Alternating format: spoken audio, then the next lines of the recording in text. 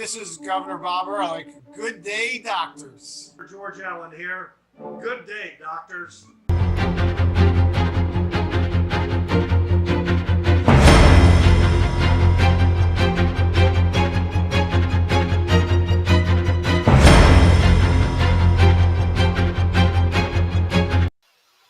Hey, good Friday evening, everyone. It is February 10th. We are about 12 days away from the Shamrock Shake.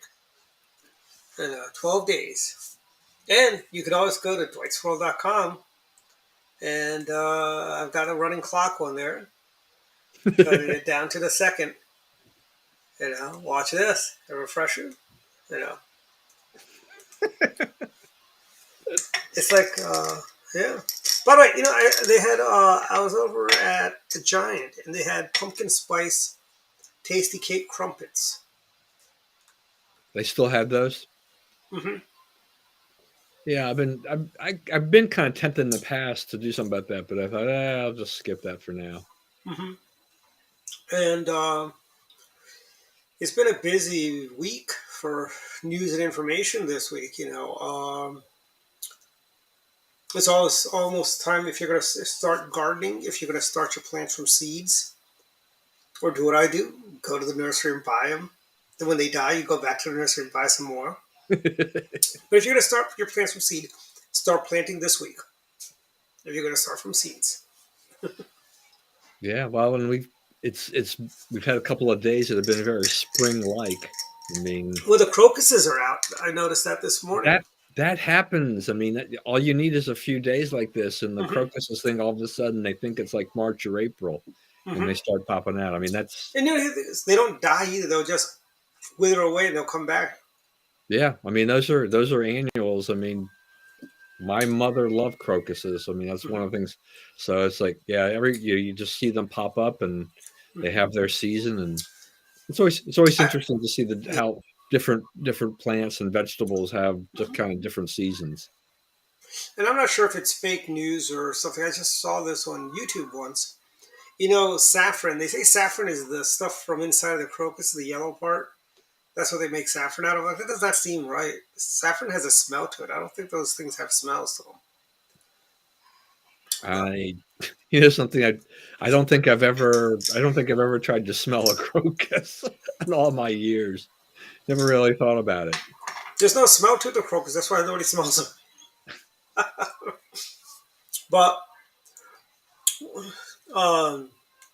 we had they finally shot down that Chinese balloon, and all of a sudden there were 4 during the Trump administration, and they didn't tell. Yeah. Again, why did they shoot it down?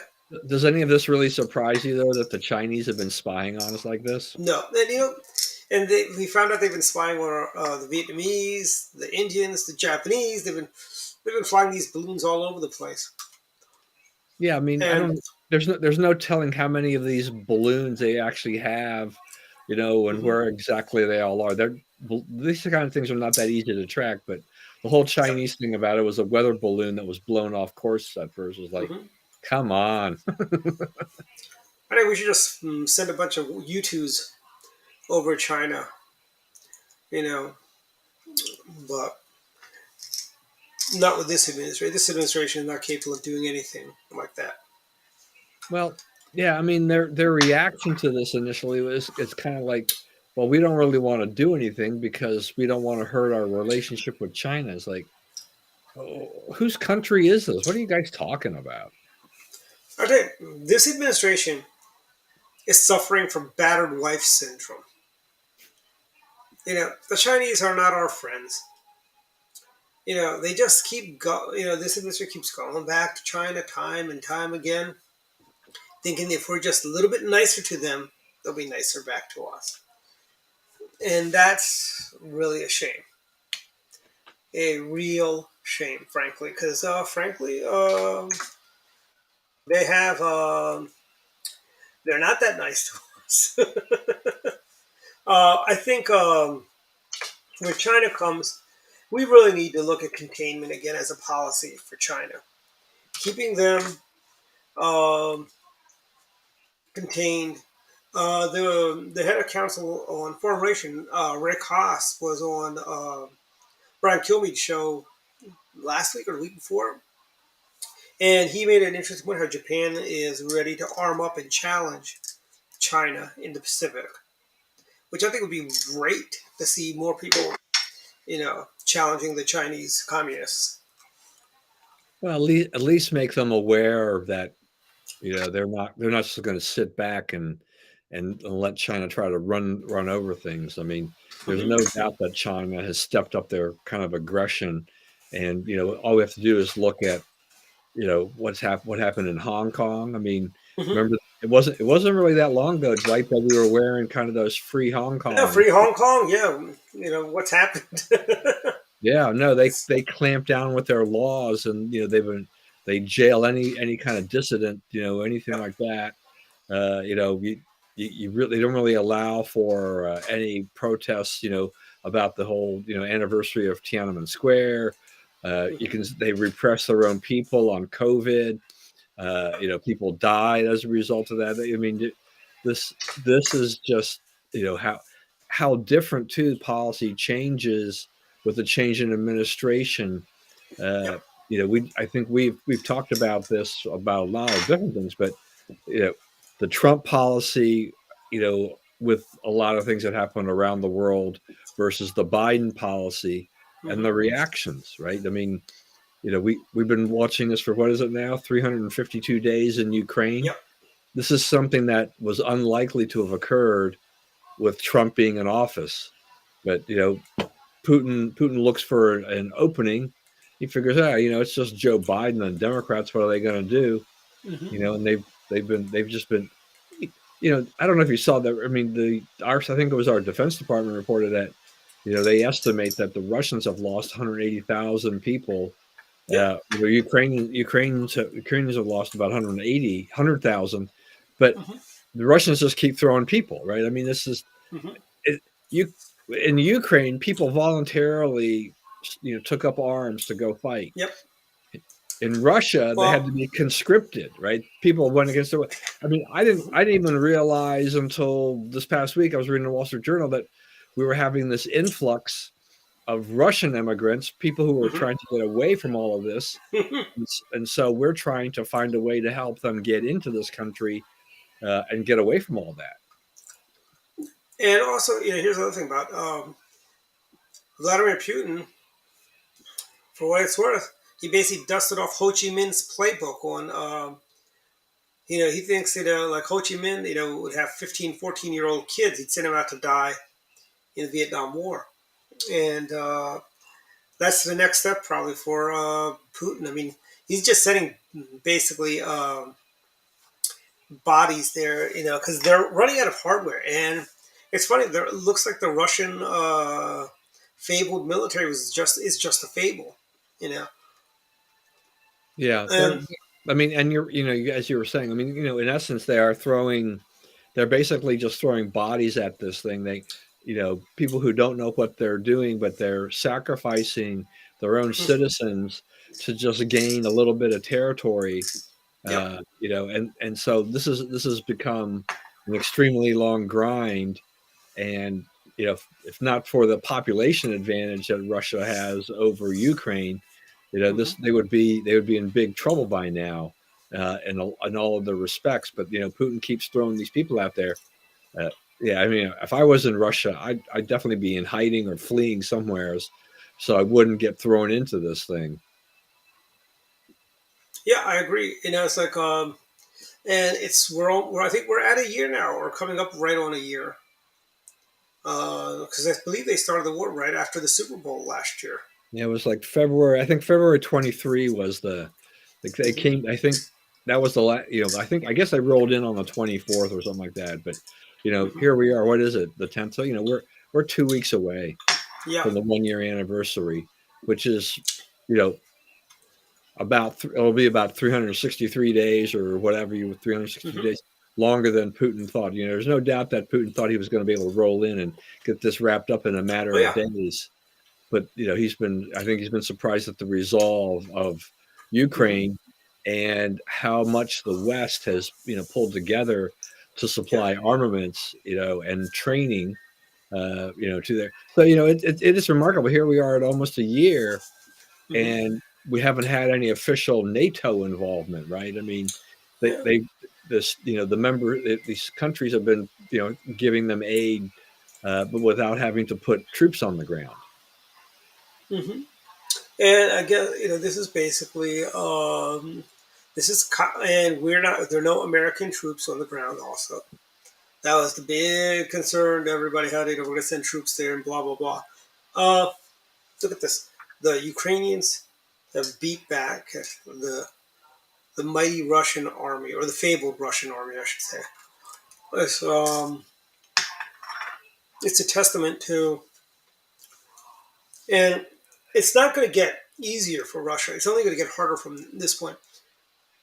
What kind of this gives them a really big boost that we kept the Russians from taking Kiev for a whole year, and they can't keep this up for another year. They're going to have to come up with. They're going to have to sue for peace. They're going to have to come up with a way, get an armistice done with the Ukrainians. Because I mean, honestly, right now, that's their only option.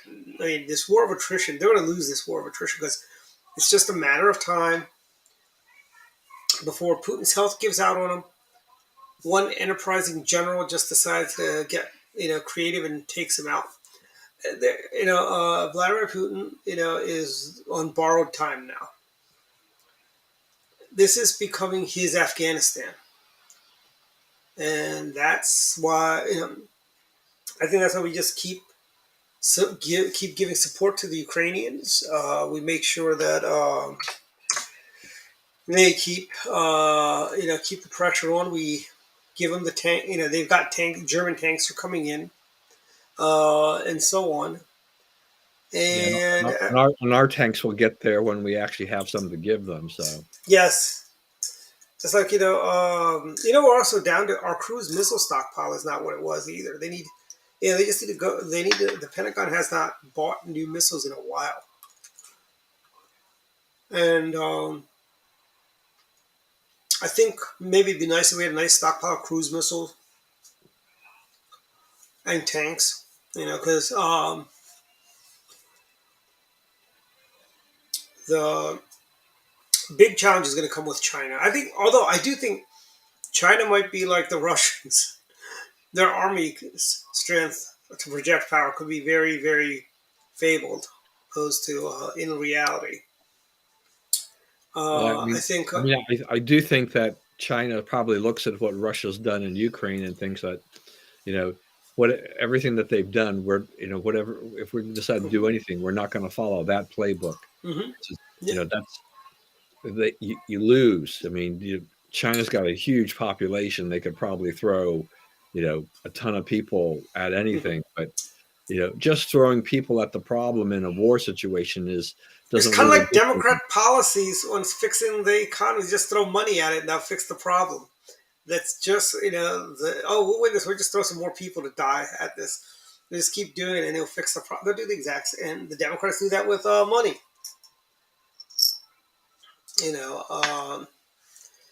And speaking of Democrats and money, I want to say this was probably one of the worst State of the Unions I've ever seen in a while. Well, it's interesting because Biden, I mean, he's hitting the road. I mean, as part of, I think, to gear up for running, for in 2024. So he's running around the country, but he's trying to tell people that, that State of the Union just shows that, he's more than mentally fit, to continue on. And the man lied like at least 4 times that I counted before I turned off the television. Yeah, look, and I'm no fan of people shouting out things like you're a liar. I mean, I don't think that does anybody any good. I'm also at the same point in time not convinced that the State of the Union speech has much sway or hold or anything is worth much anymore. It's just another political event, and with a lot of glad handing, polishing up your own resume and then maybe announcing a few programs with no promise that anything that you announce as a program will ever get enacted anyway. But and the media's culpability and and really not holding Biden's feet to the fire. I mean, what Marjorie Taylor Greene was doing, was in essence speaking the truth, because Biden keeps trying to tout the economy and everything that they've done, but when this administration is still standing on we're lowering we're lowering inflation and lowering gas prices. It's like in relation to what? Not in relation to when you took office, certainly. Yeah, I mean the price of gas is still $1.25 to $1.35 higher than it was when he took office. Yeah, which is significant. The price of eggs. I mean, the price of eggs is what, $6 now. People are raising chickens are gonna have to kind of guard their chicken house because people are going to be coming in to steal the eggs at night. That I will say that this has been an interesting look at raising chickens. Okay, some people are like who raise chickens. They say, well, who's laughing now? But the if you read the articles about people who've gone into this, they buy these chicks, and then they buy all this equipment and they build the hen house and whatever. But they don't really realize is that it takes a while before the chicks become old enough to actually lay an egg. Yeah, and they're only really good for laying eggs for about 2 years, and then they really ought to be slaughtered and used to be eaten, things like that. But then you do have to protect the chicks because they have predators like foxes. I mean, I've got a friend of ours who's just down there on Muncaster Mill Road, and they've been raising chicks and everything like that. They have chickens, and they do use some of the eggs. Sometimes they have a surplus of eggs at times, but they've lost chickens to foxes, and stuff like that. So you've got to watch out for that kind of stuff that happens. And that's also the cost of getting started in the chicken business is not that cheap. I mean, the Ricardos and the Merckx's went into the chicken business in 1957. It basically cost Fred and Ricky roughly about $1957, roughly about $350 to get started in the chicken business. That includes those baby chicks that Lucy bought that and let them run out throughout the house. But point is, it's $350 some bucks in 1957. You adjust it for inflation, it's really expensive to get into that because it's not as Lucy did, just buy the baby chicks and just wait for them to start laying. Yeah, in the articles I've been reading, the people whose papers have contacted and talked to about doing this, they said, they really didn't have any idea how much it would cost to get to do the setup. Yeah. And then and I think they thought, we buy these chicks and they'll be able to start laying eggs pretty fast. That isn't the case, and they'll be laying eggs for a long time, so we'll do that. And then they didn't think about the cost of feed, and they're seeing the cost of feed. Chicken feed's gone up. Even chicken feed is not chicken feed. That's right, exactly right. They'll say, "Oh, that's just chicken feed." That chicken feed's gotten pretty expensive now. Well, I mean, it's like ammo. I mean, people who they talk about cheap ammo. Ammo is not cheap anymore. And now, I mean, that old phrase, that's not chicken feed. I mean, it's really kind of true. It's like, people are spending so much money on chicken feed.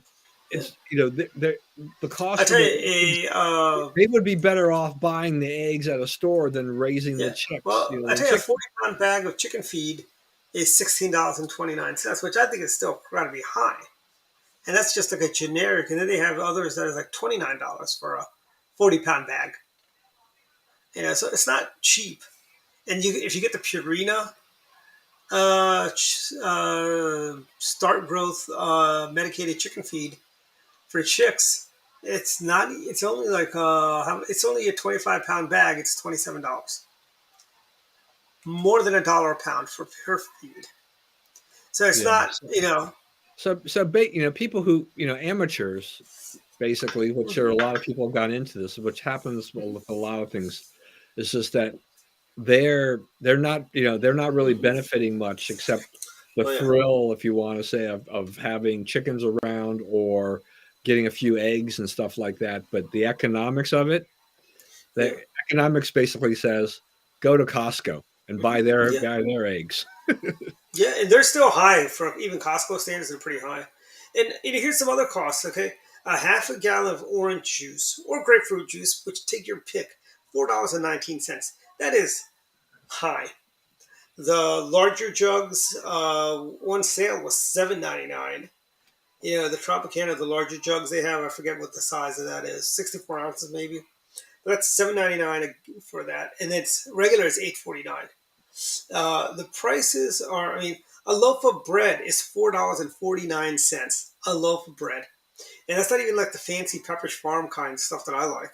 It's just generic, you know, Myers or whatever, you know, or Wonder Bread brand of bread, and it's $4. I mean,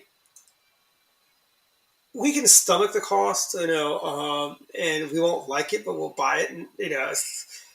But the fact that there are many Americans that Joe Biden seems to just think uh, everything's fine and everything's gotten so much better since he's been president. You know, um, no, Joe.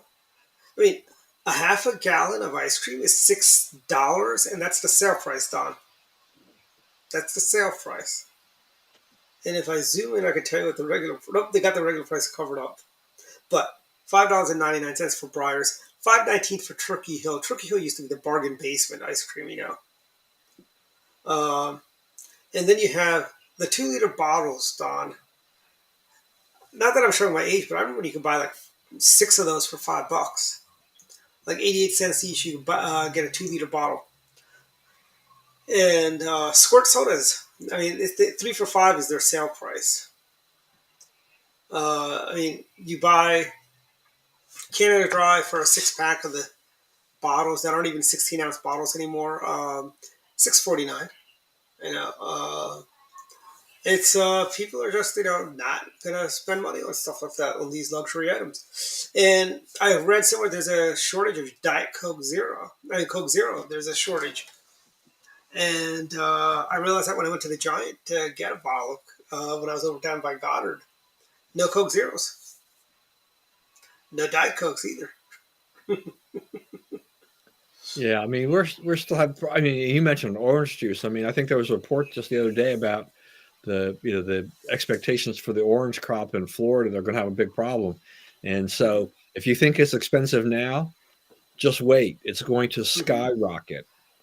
Yeah, it is. I mean, I don't drink orange juice. You know, if I'm going to drink anything orange, I'd drink Tang, because Tang is really good. Byproduct of the space program, everyone, by the way. To everyone bases in a space program, you know, gave us Tang. Tang is okay. I like it. You know, if actually now Tang comes with these little squirt bottles that you can just put into the water. I think it's been years since I've even bought those, but yeah. And I mean, the fact that, and Joe Biden at the State of the Union had the audacity to say that everything's, you know, he's cut inflation. I mean, jobs. He claimed that he's created more jobs. We're just at pre-pandemic levels. It's like, you know, we lost a bunch of jobs. Now we're back to where we were, but there's still, Yahoo just announced layoffs. Microsoft announced additional layoffs. I mean, it's, you know, I'm not wishing for a recession like Democrats do when there's a Republican in the White House, but I'm just saying it's like it's going to be a bumpy ride, you know, and yeah, people should, you know, as I tell young people and other people that ask, I go, find a port now. Don't try to find it. I would not go job hopping right now, you know. And but you still have the service industry, you know, like there's somebody was telling me Panda Express managers are making they're getting $90,000 and people are still not applying for those jobs. At Panda Express, 90 grand is not a bad job, bad salary for managing Panda Express. Yeah, it's a little you probably don't have long hours because you're the manager there. You know, it's not like you have to be there the crazy hours that the work people do. And I'm just, you know, if you go to, I don't know if you've been to the Giant over in, what Giant was it? I was at just recently. It was over, actually it's over by Goddard, the Giant down there. And that Giant has turned, you know, those regular cash register aisles. They've turned three of those into self checkouts too. And these, you know, it's the combination of $15 minimum wage, nobody wanting to work anymore, and that's the reason why I think we're seeing a lot of this stuff. A lot of people are just saying, "No, thank you. I'm not going to work. You know, I'm getting free money from the government." You know, and then Yeah, you I mean, I have, mean, on self checkout, and I've got friends of mine who will never touch one of those things, no matter where it is. I mean, I prefer those, but I yeah, do too. you basically, if you're a Giant or Walmart or whatever, you Hmm. put 8 or 10 of those in an area, and you basically have one employee there to kind of monitor, take care of problems, assist Hmm. customers, and it seems to work out pretty good. But Yeah, that I mean, they're kind of forced to do that in an effort to because the labor problem, that mhm. they can't find enough workers. And then the flip side of that is, as you said, they're having to pay more and more money even to the workers that are there, so that pushes their cost up. I mean, we're getting near one of those another inflection points where, when a lot of companies like inflation because we've had such low inflation for a long time. It's made it hard for them to push in, to get price increases even in their cost of increase. When inflation goes like this, they can actually do pretty well and pad their profits a little bit more. But now Mhm. you've got like Walmart's going to be pushing back, and others. I think they're going to say they're trying to tell these corporations. They say, we're not going to accept, any more price increases. You've Yep. already had several. And so, they're kind of looking at saying, we know what our customers probably can get to. And now they're getting to the point where they can't take anything. They really can't take any more increases. So you better find a way to cut the cost of the product or something like that. Hmm. Cause we're not going to absorb it and we're not going to raise our price. It's roughly about the same price. OJ is in Florida, maybe a few pennies less, might be 50 cents less, but it's about the same. It's not. It, it's that's a good point. Craig brings up. You know, in the old days, you did have different pricing, but now everybody's using the umbrella pricing system. So the price of orange juice is pretty much the same everywhere in the country. Just like a gallon of milk is roughly about the same across the country. You don't, you know, it used to be when you went in the South, you know, price of orange juice, dairy products would be a lot cheaper. You go to, you know, then it would be, say, in the Mid Atlantic.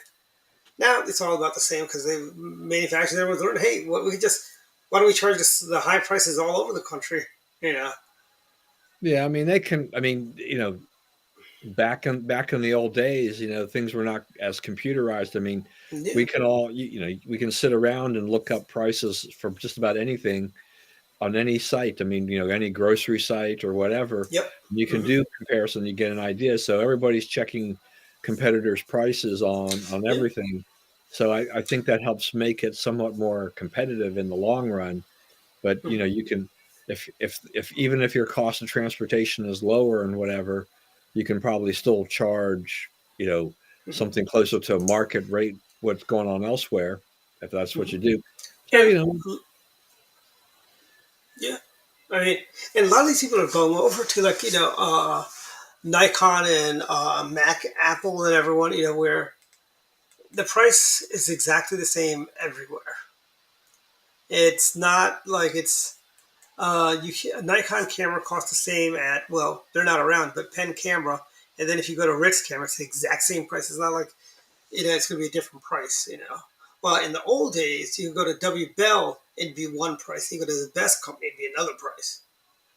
You know, and that's, I think, because of, you know, I think they can do it now, and in manufacturers are now controlling a lot of the prices too. So for they basically say you can only sell it at this price. That's why, actually, if you want to buy a Nikon, I'd recommend going gray market. Buy a gray market one. Um, yeah, it doesn't come with a warranty, but you know something. You buy a gray market. I mean, the cameras don't have that many moving parts that are going to break.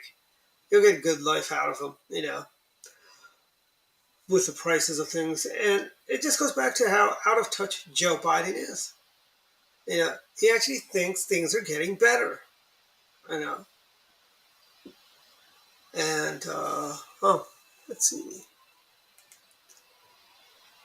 Giant had, yeah, but they forced you to buy 4 bricks of ice cream and you get a $5, but still, why do you have to buy four? Why can't they divide that by four and I just buy one and they give it to me at that price? I know. That's not the way it works anymore. It's No, it doesn't. And what I hate the most is like the buy one and get one free. I remember, or buy two, get two free. Well, why can't I buy one and get one free? And it's crazy. That's like the biggest. That has got to be the biggest racket. It's like, oh yes, this is. I mean, can you imagine like somebody who's say living alone, and you got to buy 4 bricks of ice cream to get it for $11. Person's gonna have that ice cream sitting in his refrigerator all the way to next year. yeah, I think we'd have to understand how the retail market works, and grocers have very thin margins, right? In general, for the Yeah. food products, I am sure that that with a lot of these types of things and these promos, this is something where the manufacturer is saying, you will pay this price based on this volume, and then you can price it, so a promotion, they are probably helping to underwrite that or something or incentivize at least Giant to do that, because then Giant actually will make more money in the long run by selling more product, meeting certain quotas and things like that. It's those are brutal businesses. I mean, that's just. Yeah, I mean it's and Bill Clinton, for the scoundrel that he was, he said, "I feel your pain." Joe Biden isn't feeling anyone's pain. He doesn't. He is so out of touch. He's too invested in his elitist, mentality that yeah, that's true. They should, but I mean, it's kind of like what I mean. Walmart generally, right? I mean, Walmart's not an outfit that's going Mhm. to have like lots of sales or specials in their grocery aisle, right? Mhm. They basically have that. We're going to try to give you what we think is the best price, Yes. and lowest price, and so it's that's kind of a standard bearer. Then you can look, in terms of where they are in the market. Mhm. You can look at Target, which I tend to think is going to be a little higher. Then you can look at the Giants, the Safeways, the Wegmans, the Yeah. Harris And Teeters. now they're all about the same price. Whole Foods, Giant, Safeway, Harris Teeter, Wegmans. Wegmans still is a little pricier. And I Right. don't even know if Wegmans is worth it. It's actually the Well, $1.25 store now, Craig. It's not even $1. yeah, it depends. It depends. I mean, my young just went she went over there to Dollar Tree the other day because the greeting cards are still $1. Not Oh, okay. That's yeah. still, I think, a little high.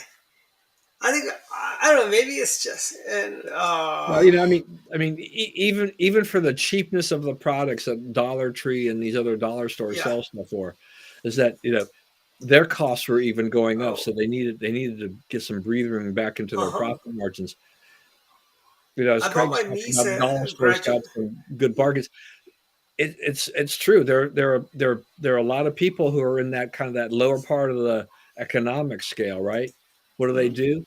They will go to the Dollar Trees of the world and buy some of their groceries Mhm. because they sell them in small enough packages to make it cheap enough that they figure, fine, is it a good deal on a per ounce basis? I haven't done an analysis of that, but it works for them. So they're meeting a need in the market. Lidl and Yeah. Aldi they serve a niche in the market. Mhm. See, Lidl and Aldi are like the Jumbos and Shoppers Food were back in the day. I think they're when I look at Jumbo and Shoppers, I mean those two stores were still they're still kind of the model of the Giants and the Safeways, but a Yeah. little more bare bones, just and then cutting some of the cost down a little bit, right? Aldi Mhm. and Lidl are really bare bones in a lot of ways. Is that they're much more limited in their selection. Do you remember Safeway had their low end? They had their store called Food Barn, which was part of the Safeway family, and you didn't get bags; you had to buy the bags, and you'd get things a little bit cheaper than you would. And I think Safeway figured it out. It's not worth it, and they turned all the Food Barns into Safeways. It's kind of like how Food Line tried Bloom, which was the higher end store, and Food Line said, "Oh, no one's going to buy spoiled meat at a Bloom like they would at Food Line." So they just turned all the Blooms back to Food Line. I think Food Lines, are they out of business? Food Line, or are they still? No. They're still going. They're a North Carolina company, but what was the name of? They had a they had a low end store. I can't remember what was the name of it. Was Bloom the low end store? Or was the Bloom their high end one? No, I think you're right. No, it wasn't Bloom because on 355. Mm-hmm.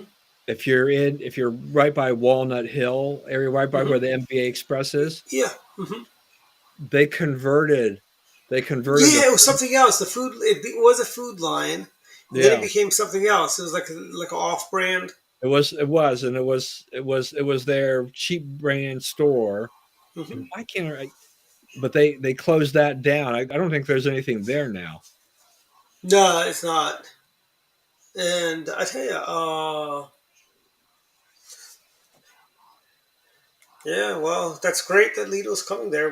Where's it opening up? Do you know where, Craig? Where it's going to be? Where's that going to be? Maybe they'll shut that really crappy Giant down on Old Georgetown Road and put it there. But I do like Lidl better than Aldi's because Aldi's likes to charge me for, well, not charge me. They want a $1 deposit for a shopping cart, and I find that offensive, frankly. I find it offensive. You don't trust me to bring back the shopping cart, like. No, that's for Lidl trusts me. They let me take a shopping cart without putting in money for it. That's why. But I think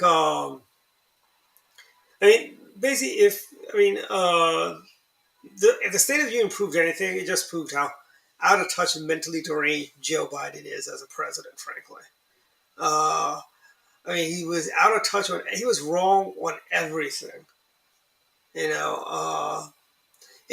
the way the Democrats were behaving I know the Republicans weren't the best behaved people, but the Democrats weren't behaving any better, frankly.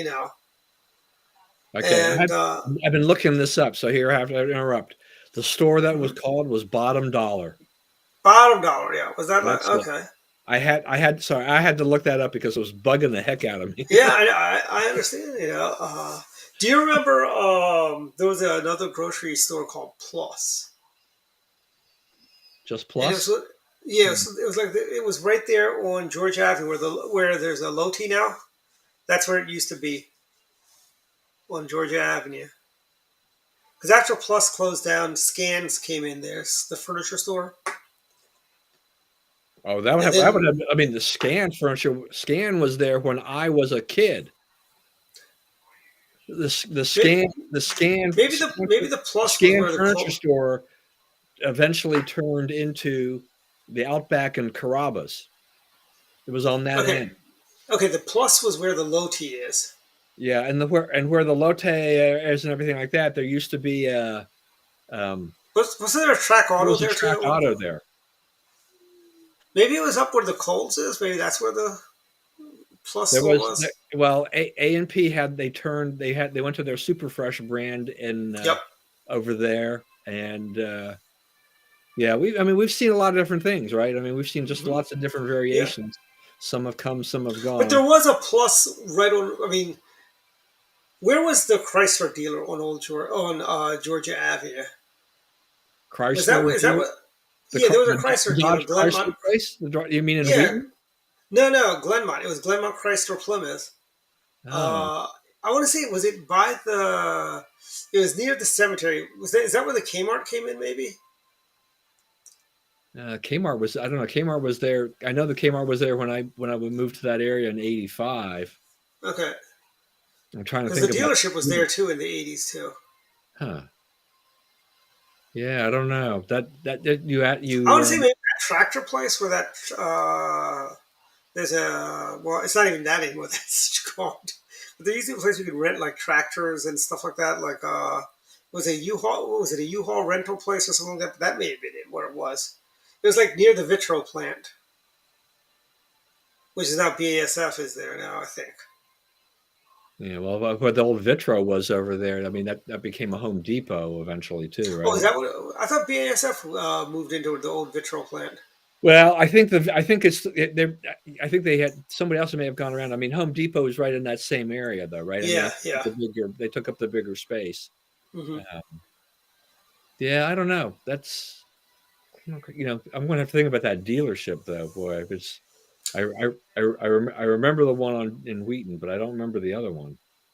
Yeah, now that's just a Hyundai dealership now because I think Barack Obama took away that Dodge dealership away from Fitzgerald because that was a Oh, it's a Fitzgerald's Fitzgerald dealership. thing, right? Yeah, Yeah. now it's a Hyundai or a Kia dealership. I forget what it is. But I tell you, yeah, I mean, and I mean, do you have any more thoughts on the State of the Union other than it was just Well, horrible? I mean, yeah. I mean, I think you have a lot of things you got to think about with that. I mean, it was a weird. You had Biden out there trying to tout all these things, and Hmm. there's definitely, some lies in there. You had Jill Biden giving a full-on mouth kiss to Doug Emhoff, to Kamala Harris's husband, which was really awkward and weird. Yeah, That was it's like I don't know that kind of thing gives me the shivers or nightmares. It's was that like like was it as awkward as the Tipper Gore and Al Gore kiss at the convention in 2000, or yeah, was but at that least 90? they're married.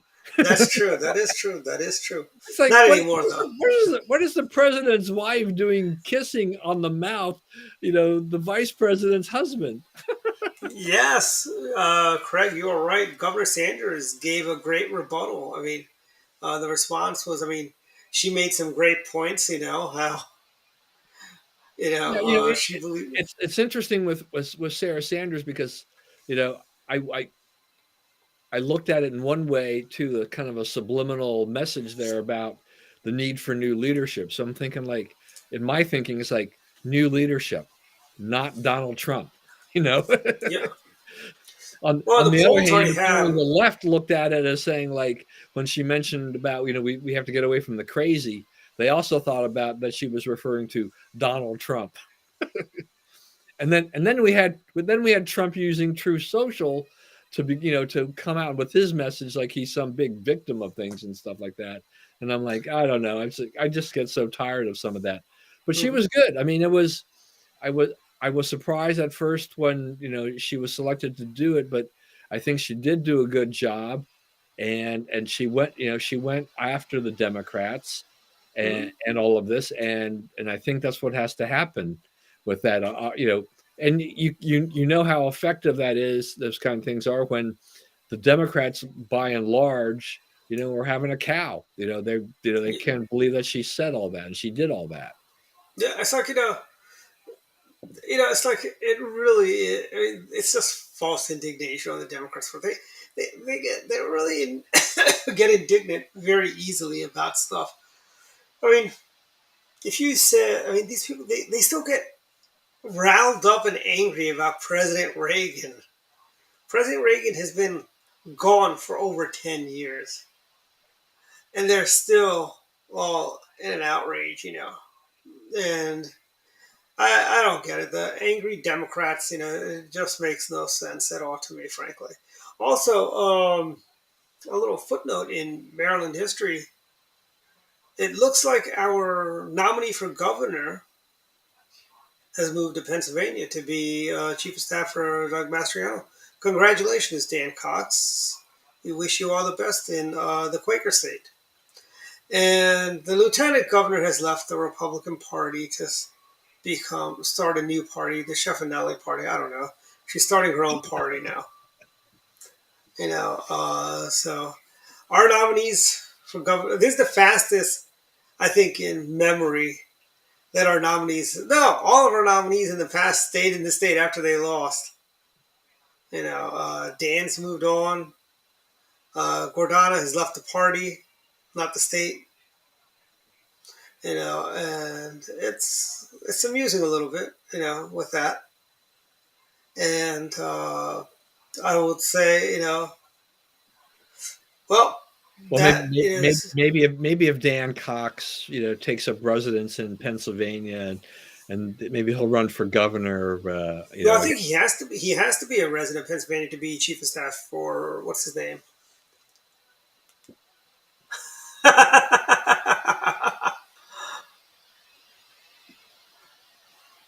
Yeah, that's true. Yeah, he was just read. We told you so. We told you so, and you Pennsylvanians. apparently the New York Times, their first report on that, they revised the report because it was a little bit, it cast too many aspersions upon, and doubts about his fitness. So they apparently came out with a revision to get to take out things that would have given any people any doubt that he had the physical capacity to continue on. Okay, not to be that guy. Okay, let me tell you, the New York Times is becoming a lot like Pravda and Task. Remember back when Leonid Brezhnev had died, they didn't tell the world like 5-6 days later. That is what. Oh yeah, dear leader Brezhnev is just doing fine. He's at his dacha right now. That's why you haven't seen him around in public. They did the same thing with Chernenko. They did the same thing with Yuri Andropov. And the New York Times is doing the same thing with Fetterman. They're doing the same thing with Joe Biden. The president's health is just fine. No, it's not. No, it's not. Just stop it. These people, it's ridiculous. Yeah. So, I mean, think about, I mean, Biden wants to run again in 2024, apparently. So, and what the DNC is paving the way for that to make sure that nobody challenges him by, changing their primary calendar, right? And putting South Carolina at the top and pushing back, Iowa and things like that.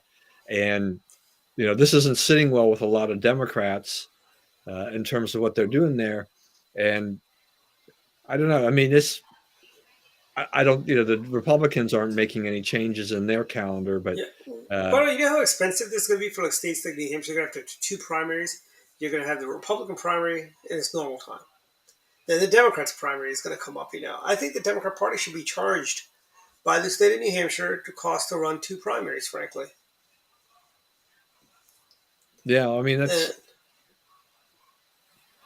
Yeah, I mean, it'll be interesting. I mean, although I mean, Michigan years. I remember in 1988, the Republicans had the primary in Michigan once, and then the Democrats had theirs like months and months later.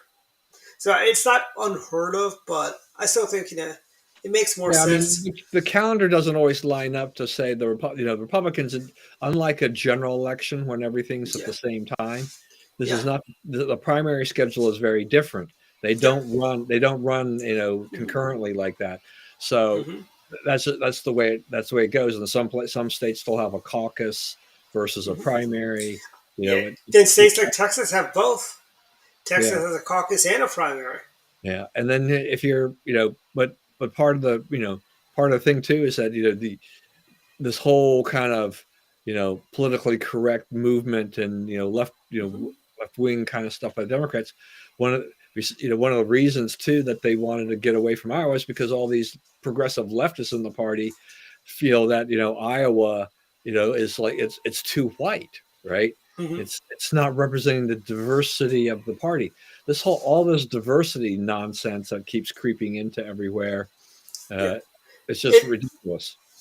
I remember the 90s when the worst thing that we were fighting then was we all said it's a slippery slope, and we were I think in the 90s, was it gays in the military? Was that the big fight then? Not even gay marriage, that was gays in the military.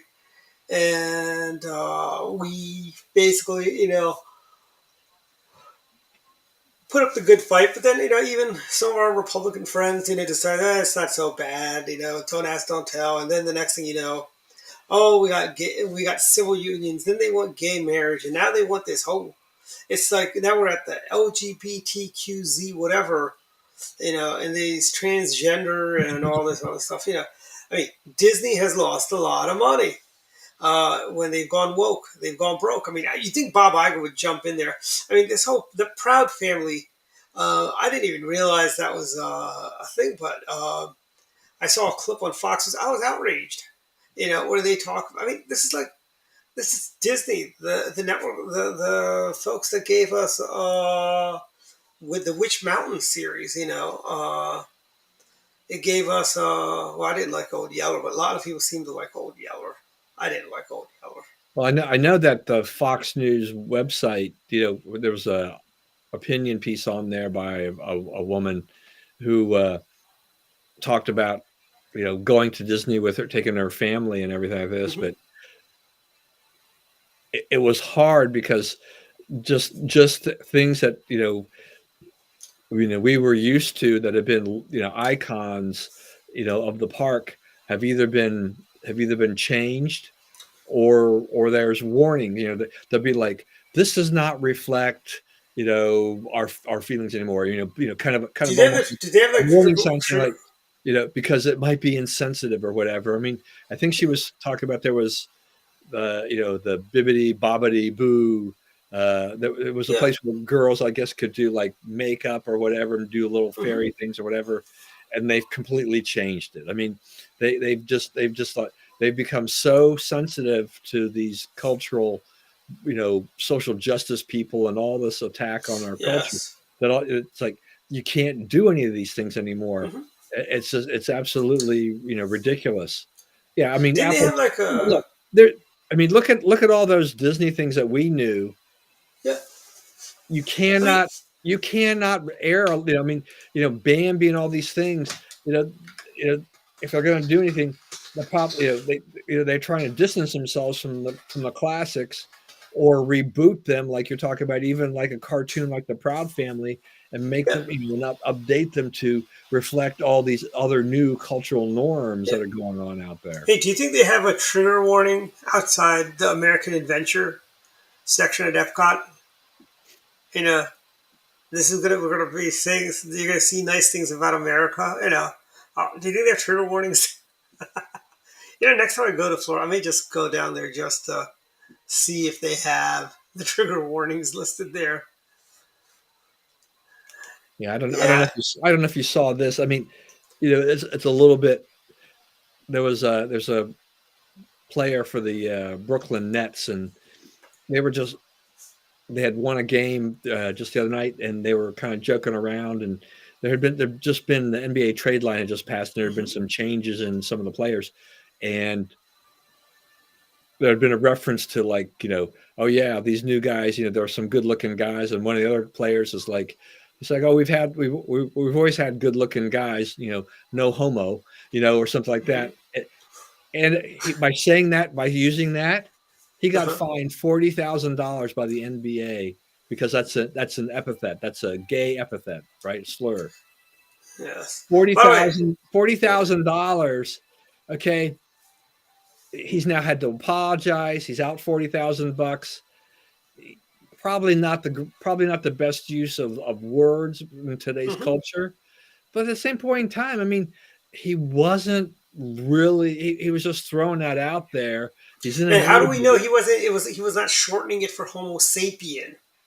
Hey, that's a good point. He could have been saying Homo sapien. No homos here. We have just a bunch of non-humans. That's why we're so good.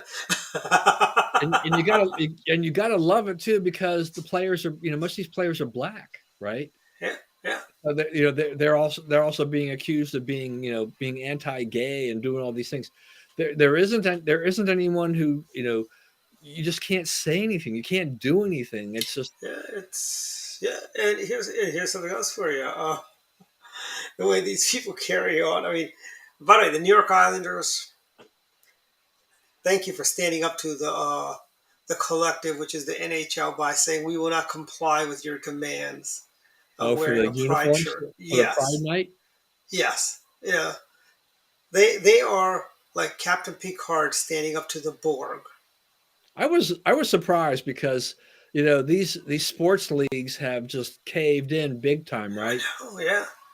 I mean, we're on Black, we're still on Black History Month, and so most of the NBA players on the sidelines, they wear Black Lives Matter or other things like that, promoting causes, on the sidelines. But I mean, what if in January some players had decided to wear something about being pro-life, right?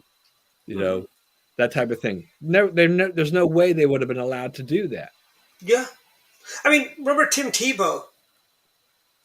Tim Tebow was raked over the coals for praying. And then when maybe if Tim Tebow said, "Oh, I'm just kneeling for the because of the national anthem," they would have said, "Oh, that's fine." But since he was kneeling to pray, Tim Tebow was drummed out of the NFL, and the fact that he had a not the best arm, throwing arm. Yeah, I mean, he was never going to be an NFL star, but the spotlight was on him, not really for Mm-hmm. his. I mean, he's a great athlete. He just didn't Mm-hmm. have enough talent Yeah, to he's no Bo play Jackson, you know. NFL football. Yeah, he's no Bo Jackson or to play baseball, but I give him Yeah, credit for giving that a try. yeah, But he his did try baseball after that. yeah, That's my the problem. baseball thing was an even bigger flop for Yeah. him. But why not? I mean, and the Mets knew that he would draw a crowd in the minor leagues, so Hmm. they were willing to go ahead and do Yeah, that. I mean, And if the that was Orioles had him, he would have sold out at the Frederick Keys game if the Orioles had him, or at Bay Sox, games. yeah. I mean, people. But I mean, by the I way, went Disney's gonna release the second season or third season of Mandalorian. coming up on what, March 1st or Yeah, do thereabouts. you think? Yeah, with all the people that have canceled Disney Plus, do you think Mandalorian numbers are not going to be as good as they were before? It's hard, but really, I mean, the only that's about the only thing I'm watching on Disney Plus are the Star Wars related things. So it's like I Hmm. haven't watched anything on Disney for quite a while now. But we've got the Disney bundle because my boys like the sports pack part of it, and Hmm. there's some old some ABC programs and stuff like that on Hmm. Hulu. So I'll watch that. But like wasn't the Wakanda Forever's on there now, and I'm like, I'm not feeling it. No, and it was, I'm sorry. Black Panther was a great movie. It was a great movie because it was a great story. It had nothing to do with the fact that I had to deal with Wakanda, which never existed. There was never a country called Wakanda. That was not never touched by outsiders. Just like there's no place like Atlantis where Eagles all the way, Craig. Eagles all the way. Why, Dwight? Why, Dwight? What do you mean, why? The Eagles. I mean, yeah, they're It's all the way. Philadelphia. Ugh. I know, but they do have good pizza in Philadelphia, and there was a time when I felt safer in Philadelphia than I did in Baltimore. That's saying something. I I know. mean, I think the Eagles will win by something like 31-24 or thereabouts. But Patrick Hmm. Mahomes, to me, is still an X factor. I mean, if Hmm. he's healthy, Yep. it's going to be a problem. Jalen Hurts has had a monstrous season for them. The Eagles' defense is superb. Hmm. So this is gonna be an interesting game. Now, I haven't watched an NFL game for 6+ years now. I'm not watching. I haven't watched the Super Bowl for longer than that. So Yeah. I'll be checking the scores on online, but I won't be watching a Oh yeah, minute I of have it. no intention of watching it. It's like a waste of 4 hours of my day, frankly. I've been just trying to track down the Super Bowl ads online here and there Hmm. to see what people are Yeah. spending their money on. And by the way, those Super Bowl ads aren't what they used to. They used to be so much better. They used to be so much Well, better. you think about the Super Bowl ads. I mean, a year ago, crypto was big, and they spent tons and tons of money. And what do we've had in the last year? Crypto has pretty much imploded. Not a good look. Well, I wonder if I tell you, I think Cadillac's supposed to have a big ad about their all new EV lineup that they've got coming out. Cadillac. But I tell you, I just joined a Facebook group on what do they call them? Long haul station wagons, and those are the big Vista Cruisers and the Cadillac had a station wagon. It actually had 6 doors. The Cadillac station wagon. Wow. Uh, and it's like they were. I mean, Phyllis Schlafly called it when she said the EPA is coming for her station wagon, and they did. And the reason we all have SUVs today is because they don't make station wagons anymore. I mean, everybody had one. I mean, you probably had a station wagon growing up as well, Don, right? Not growing up being the only child, but we did have a Taurus wagon. Had a Taurus wagon when I was raising the kids before we got. I remember that. Yeah, we didn't get a minivan until the kids were out of the house. I'm trying to think. I think Stephen was 10 years old. So Christy would have been about 16. So I don't think we got the minivan until later, which until the kids were in their almost teen years. So they missed a lot of their younger years. Mm-hmm. But Vista Cruiser, what the heck was that? That's actually it's a Chrysler. I did not realize. I always thought Vista Cruiser was Oldsmobile because Oldsmobile always had the Cruiser. You had the Cutlass Cruiser, you had the Custom Cruiser. But it was a Chrysler. Oh, the Malibu station. That was the Malibu was considered a mid-sized car, Craig, and that the 1970s Malibu station wagon is larger than some of the full-size cars they have today. But a nod to icon. Oldsmobile Vista Cruiser. Huh. Oh, was it Oldsmobile? I thought somebody told me it was a Chrysler. I knew it had to be a. See, you're right. From 1964 to 1977. Yeah, and then it was replaced by the Custom Cruiser.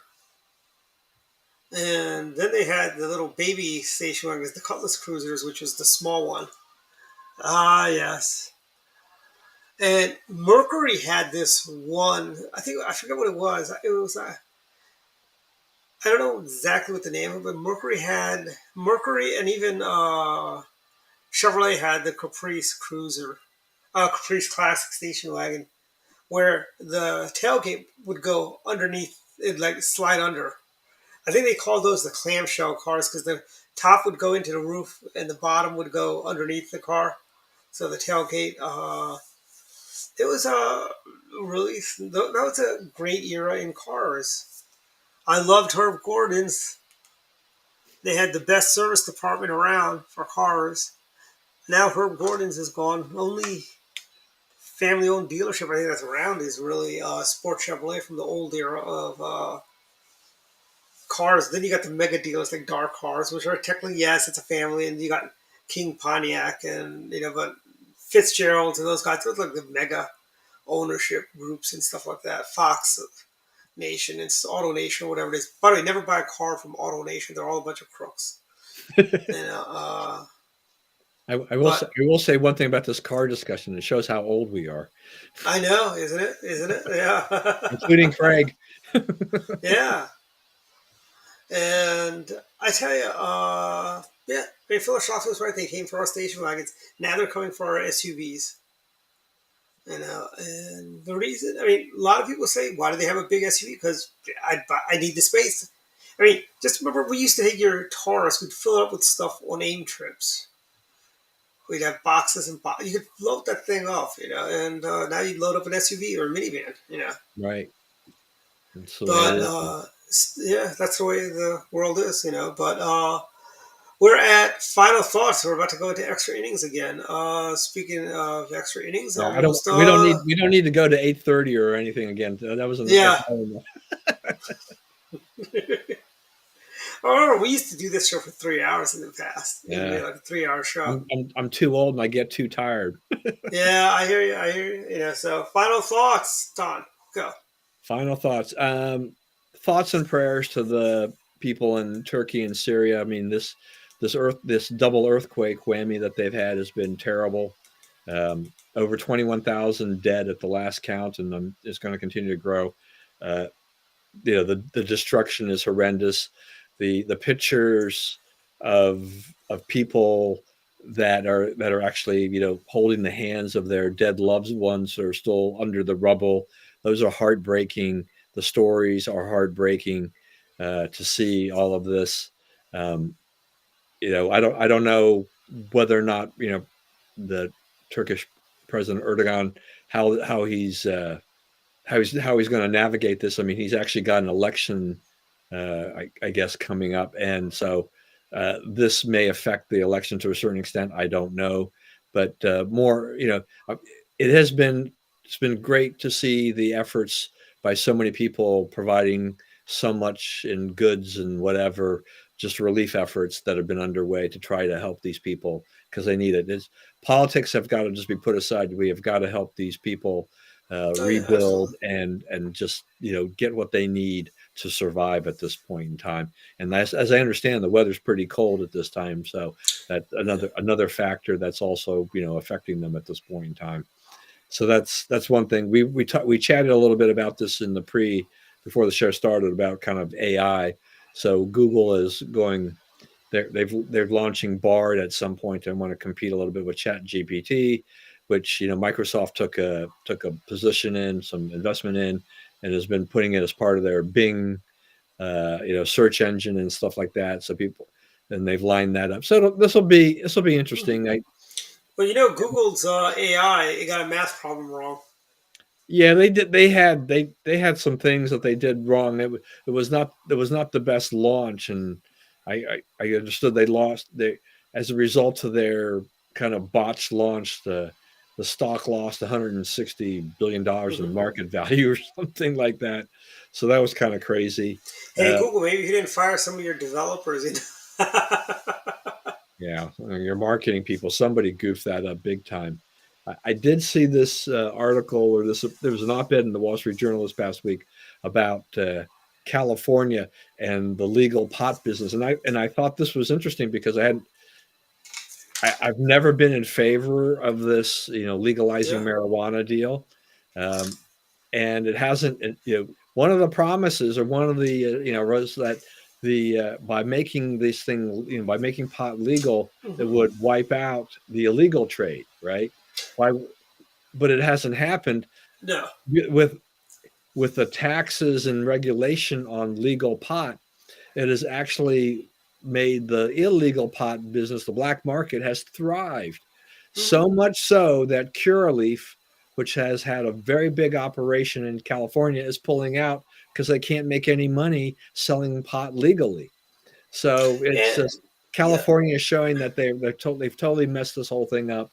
That this was a bad idea to begin with, Mhm. and And here's something else for you, Don. Like we're all living from Nancy Reagan's "Just Say No" campaign, right? And now we've got the fentanyl problem. It's like we're making it okay for people to take drugs and whatnot. Now, maybe if we'd stuck with the "Let's just say no" and didn't glorify drug use, maybe we wouldn't. The fentanyl problem would not be so bad. You yeah, know, and look. we I mean, raised them. I mean, and look at. I mean, the pot thing. Spurred edibles. Right now, we've got Yep. this whole thing about edibles, and we see little kids getting sick because of edibles now. Yes. And it's crazy. It's yeah. It's It's it's not. it's it's, Yeah. it's a mess. I will say this. With this opioid crisis. I mean, when we've seen quite a bit in Virginia and some other areas. I mean, there was a news story the other day. High Point High they did a parent meeting Oh for yeah, yeah. on Yeah, yeah. and they actually handed out Narcan to the parents Yeah. because they're How trying to about you find. tell the kids not to do drugs? Just do the just say no because when you don't say no, it's like saying yes. Nancy Reagan had it right. President Reagan had it right. We need to bring back the "Just Say No" campaign. But now nobody has the stomach to do this. Speak out against it on either side. There's a few people on our side of the aisle. Actually, more people on our side of the aisle that understand that. Hey, this is why we have the fentanyl problems. Maybe if your kid wasn't taking crack or whatever, you wouldn't have to worry about the fentanyl. We would need to give you Narcan, frankly, how about you teach your kids not to do drugs? Yeah, and I, How and I about don't that? I don't I don't think enough people got behind Governor Hogan when he was trying when he's trying to fight the opioid crisis, right? I Yeah. mean, he I mean, these people, you've got states like Seattle, not Seattle, Oregon and Washington State that want to legalize heroin.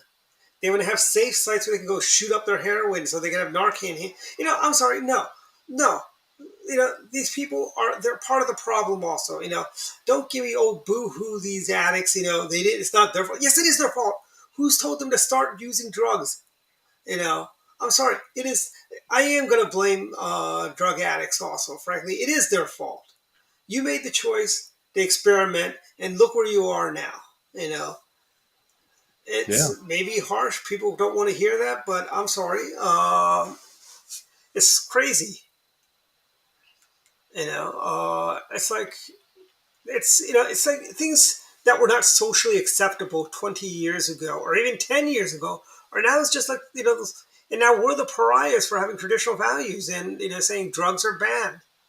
We're the bad guys, for saying that these aren't immigrants, they're illegal aliens. We're the bad guys saying that these guys are lawbreakers. We're the bad guys for telling people that oh, shoplifters should be prosecuted, not, oh, we're not going to prosecute shoplifters. We're not going to do this. We're not going to do that. They've taken, carjackings off as a violent crime. It's like, it's this soft on crime. I'm sorry. I'm getting on a soapbox now. Yeah, but you're on a roll. I mean, the thing is, you're right though when it comes particularly to the drug case. I mean, the exactly what did the politicians think was going to happen Yeah. when you're basically legalizing Mm-hmm. illicit substances? Mm-hmm. You have now normalized them, right? You're basically saying Yeah. it's okay. We're going to make these legal. Yeah. We're going to set up a safe place to shoot up heroin. What is the message that we are sending to the young people of America? And here's the thing. Cigarettes, that's where you had to be, I think, 18 to buy cigarettes. And we didn't know anybody under 18 that was smoking, right, Don? We were growing up and come on, it's like, what do you think? They go, well, you have to be 21 to buy these drugs or something, whatever age, they've got one there. Yeah. And we didn't know anyone under 18 that bought cigarettes, frankly. It's crazy. But yeah. Yeah. I mean, and as bad as cigarettes are for your long-term health, you're not going to smoke a six-pack, you're not going to smoke a pack of cigarettes and then overdose or something, right? Yeah. You get a little bit of fentanyl on your skin, you're dead. Yeah. That's it. I mean, exactly. This where things are unfortunately just out of control, and the politicians are to blame for this. They didn't stand up. They've normalized this. They've sent completely the wrong message to the kids and the parents. Yeah, we need more parents to come back and kind of forgot about the whole just say no and the Nancy Reagan. Be a parent. For crying out loud, be a parent. I mean, you see MTV has a show called 16 and Pregnant where they glorify unwed mothers. They freaking glorify that. I'm sorry, it's, what is it? I just saw the commercial a couple of days ago where some girl was pregnant again and not married with a different dad. I'm like, really? We're glorifying this sort of stuff, it happens, but come on, let's not glorify it. Let's just not glorify these things. Everything, that's, we were taught that is wrong. Now it's like become socially acceptable. Oh, it's okay. It's okay. Yeah. Part of the idea here was that they were, by legalizing a lot of these things is that you kind of clean up, the drug dens and all the shooting, all these things like this, but it hasn't happened, right? No, it hasn't. It doesn't. It just creates two classes of things there in terms of that. It's like, how convenient you can go down to a dispensary and pick out your different varieties of pot or whatever, but there's a price to pay for that. You've got a retail price plus a very heavy federal tax. Well, people who really want to, people want to get hot. They want a cheap drug, I mean, and so that's just what happens. I mean, and you see how much a lot of the drugs they've been cut, and why do they lace fentanyl and all these other substances in there, and they do these things and they make the drugs even more dangerous than they were initially at their strength when they were first culled and put together. So this is just we're in a crisis, but politicians don't see it. No, they don't. They really don't. All right. Any other final thoughts? Yeah, and the last thing is that I almost hate to say it. I'm going to say Orioles Magic because pitchers and catchers are coming to town. They're going to be reporting. Yes, soon. they are. But that'll be the last time. That'll be the last time I say Orioles Magic because to me there is none. I don't know. That's what we thought last year too. Remember, look how well they did. I mean, they finished better. But they didn't do anything on the off season hardly. I mean, they had a chance to open up. Oh, that's because the rebuilding is over. Didn't you hear? Was it the GM last week or the week before said, "Oh yeah, our rebuilding is over, officially over now." Guess who gets fired when they lose? They start off at 0-23. Yeah, I mean, last year was a great season for them, but boy, I don't know. Yeah, that's probably the biggest magic to come. Yeah, it is. And I was it's looking, coming for the I was looking Orioles. back at that article though about that. Is it they're rolling out nationwide on the 20th. Yeah, So another and another 10 days. Whether or not they make it here before then or after then, I don't here know. it's always been around the 22nd. That's why I've got 12 days. And I'm thinking maybe we could do a little Shamrock event, but that's to be seen. Let's see. My final thoughts. I've got a bunch of them. One is that Governor Westmore, what are you thinking? What are you thinking, you crazy lefty? You know, you've got they've got this new transgender bill that's working its way, and then they got ranked choice voting, and then they've got all these other things. Oh, that's right. There you go. I like that. I do like that idea. I don't like cherry pies though, and I really don't care for McDonald's cherry pies. And then you get the apple pie or something then or whatever. No, I don't like any of their pies. I'm really not a big pie person, but I do want to try the ice cream pies. I've heard that's a thing, and I want to try one of those. Those would be good. And Craig, don't they do a like a strawberry and cream pie as a special thing too once in a while? McDonald's. Yeah, they also do a custard pie. Hmm. And also now they got those imitation Cinnabons at McDonald's now for over at breakfast times there. And by the way, McDonald's chocolate chip cookies are the best. Yes, it is. And we've got a big celebration for Pie Day, March 14th. And we've got a very special speaker that's coming for that. And, my other final thoughts. 12 days for Shamrock Shakes. I know they say the 20th, but I was there last year on the 20th, and they did not have Shamrock Shakes at all. They had it on their kiosks. They had it on you could order it. Then when you got it, we don't have Shamrock Shakes, so here's a vanilla shake instead. You're still stewing over that. I know. It's like, I almost feel like taking it. They say an elephant never forgets. I know. It's like it's hard. My sister, when she was probably, let's see, I was 5. So she was about 16, 17. She stepped on one of my Matchbox cars and split it in half. And I bring that up every opportunity I get. And she, and she goes, "Why don't you let that go? You didn't even like that car." I go, "It's the principles matter."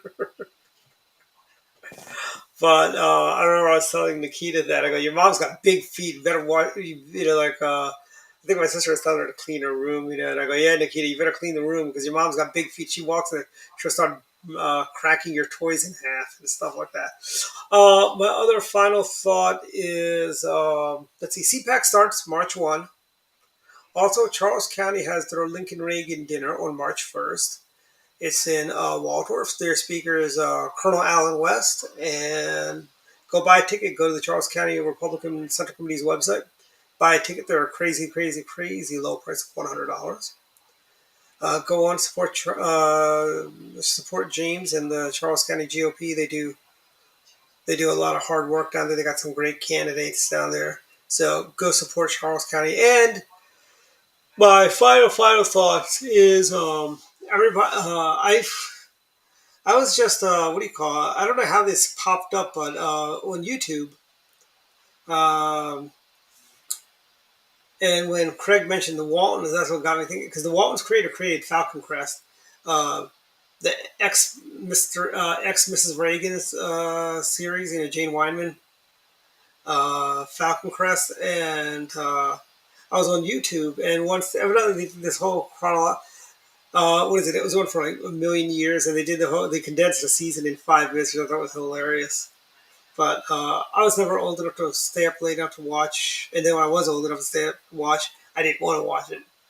I think there's a mystery of not being able to see something you can't see, and but anyways, but yeah, check it out, Falcon Crest. All the seasons like 5-10 minutes condensed. It's really great, and it's a woman who's probably was kicking herself. She could have been first lady, but instead she just had to do a show on CBS instead of living in the White House for all that time. But anyways, good night, everyone. We'll see everyone next week. And also, tune in for Direct Line this Wednesday. It is Governor Allen and Governor Ehrlich, the Chesapeake governors. Take care. Good night. See you later.